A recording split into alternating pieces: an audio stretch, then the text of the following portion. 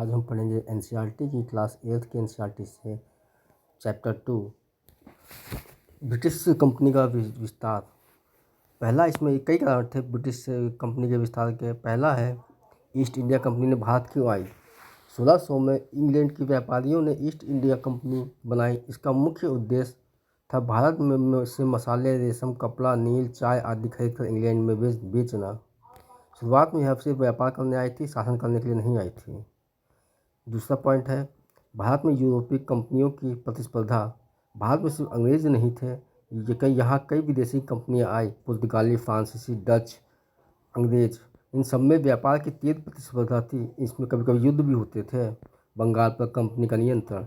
इसमें बंगाल में ने प्लासी का युद्ध और बक्सर का युद्ध के कारण युद्ध से नियंत्रण प्राप्त किया। प्लासी का युद्ध हुआ 1757 में, जिसमें भारत ने बड़ा मोड़ लिया। यह युद्ध ईस्ट इंडिया कंपनी और बंगाल के नवाब सिराजुद्दौला के बीच हुआ। कंपनी ने विश्वासघात कराकर युद्ध जीता। मीर जाफर को नवाब बना दिया गया, लेकिन असली सत्ता कंपनी के हाथ में थी। अगला है बक्सर का युद्ध, जो कि 1764 में हुआ। कंपनी ने फिर जीत हासिल की। इसके बाद 1765 में कंपनी को दीवानी अधिकार मिले। बंगाल, बिहार, उड़ीसा में कर वसूली का अधिकार मिला। अब कंपनी व्यापार से बढ़कर शासन करने लगी।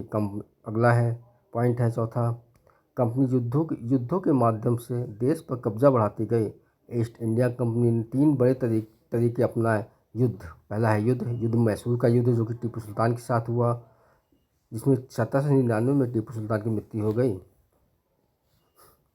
मराठों के साथ युद्ध। फिर है मैसूर और मराठा कमज़ोर हुए, जिसमें कंपनी की स्थिति मजबूत हुई। नीतियाँ बनाई, जिसमें लॉर्ड वेलेस्ली की सब्सिडिशनरी अलायंस यानी कि सहायक संधि। इसमें शर्तें थी कि राज्य सैनिक रखेंगे, खर्च भारतीय राजा देगा, राजा अंग्रेज़ों की अनुमति के बिना किसी से संबंध नहीं रख सकता। अगर खर्च नहीं दिया तो उसकी राज्य या टेरिटरी छीन ली जाती थी। लॉर्ड डलहौजी का डॉक्ट्रिन। तीसरा लॉर्ड डलहौजी का डॉक्ट्राइन ऑफ लैप्स यानी कि गोद लेने की नीति। कहा गया, अगर किसी राजा का सगा बेटा नहीं है तो उसका राज्य कंपनी ले लेगी। गोद लिए बेटे को उत्तराधिकारी नहीं माना जाएगा। इस नीति में बहुत सी राज्य छीने गए, जिसमें प्रमुख हैं झांसी, सतारा, नागपुर, उदयपुर आदि। अंग्रेज़ों के शासन में राजाओं की स्थिति। राजा नाम मात्र के थे, सत्ता कंपनी के पास थी। कर वसूली, सेना, कानून सब कंपनी संभालती थी। कंपनी ने शासन के नाम पर लूट की। अगला है पॉइंट है, कंपनी की नई सेना।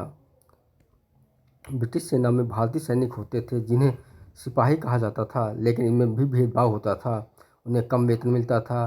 अंग्रेजी सिपाही के तुलना में कम वेतन मिलता था। उनमें भेदभाव किया जाता था। धार्मिक मामलों में भी हस्तक्षेप हुआ, जो कि आगे चलकर असंतोष का कारण बना और 1857 में विद्रोह फूटा।